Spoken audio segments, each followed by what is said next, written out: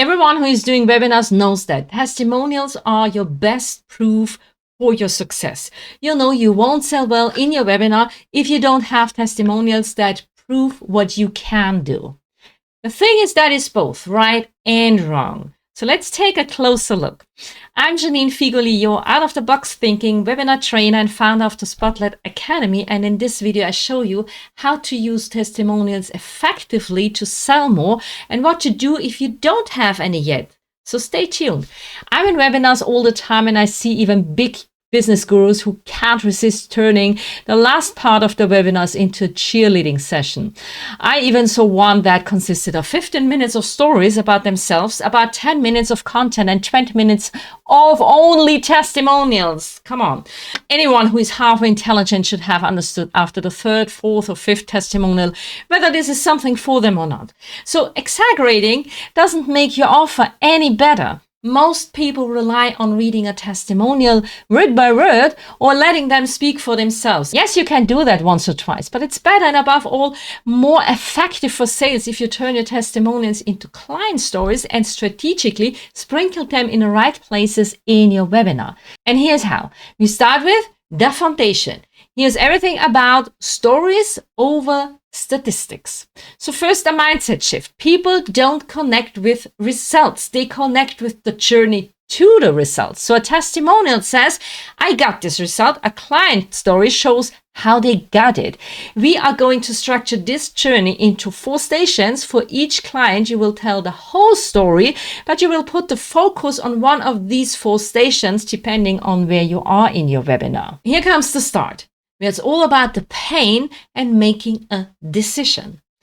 This is the most important station for creating identification at the beginning of your webinar. Here you focus on the starting point. Describe your client's situation before they worked with you. Dive deep into their desperate feelings, the frustration, the confusion, the overwhelm, and then pinpoint the key moment, the catalyst that made them realize, hey, I need a change. Telling this part in detail, your audience doesn't just hear the story, they see themselves. They think, that's exactly how I feel, or something like that. So you're not selling, you're validating their struggle. Station 2, the change, all about doubt and the leap. The second station focuses on the moment of change. So this is about the decision to act and the uncertainty that comes with it.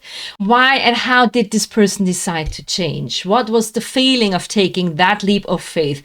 Change is scary, we all know that. By describing this feeling of uncertainty and the courage it took to overcome it, you normalize the fear your potential clients are feeling right now in that situation. And you make them understand why it's a good idea investing in a solution. So you show them it's worth it to push through that doubt. Stage number 3, the fix. It's all about the work and the transformation. This is where you give a peek behind the curtain. What did you actually work on? Honestly, that is what everyone is thinking while watching you. What are they actually working on? So what was the process of change? Here you can talk about the specific frameworks you used or the aha moments the client had. How did uncertainty turn into confidence? This station is crucial for building belief in your process. You're not just selling an outcome, you're selling a reliable system. This is where you can use numbers and stats to support the story, but not to replace it. For example, and after implementing this new structure, her audience engagement shot up by 300%, something like that. Okay. Stage number 4, finally, the result, the new reality and how that feels. But don't just state the result, describe the new reality. How does it feel to have this new success, this new confidence?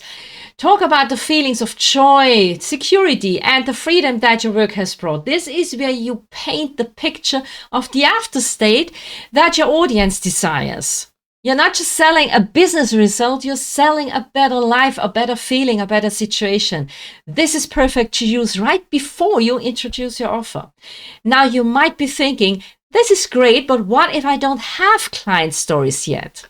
Simple. You use your own story. You are your first and best testimonial. Tell your own 4-station journey. Yeah, but what if you're not there yet yourself? What if you haven't been through the whole process? Then you use success stories from your industry that inspired you. So you have to connect them with your own personal story. Frame that by saying, I want to share a story that shows what's possible. And this is why I built my entire system to help you achieve the same. Learning to craft and tell these stories is one of the most valuable sales skills you can build. And it's a core focus inside of one of my power workshops, Present Like a Pro, where you find and structure your most powerful stories. So if you want to master this, check the link in the description.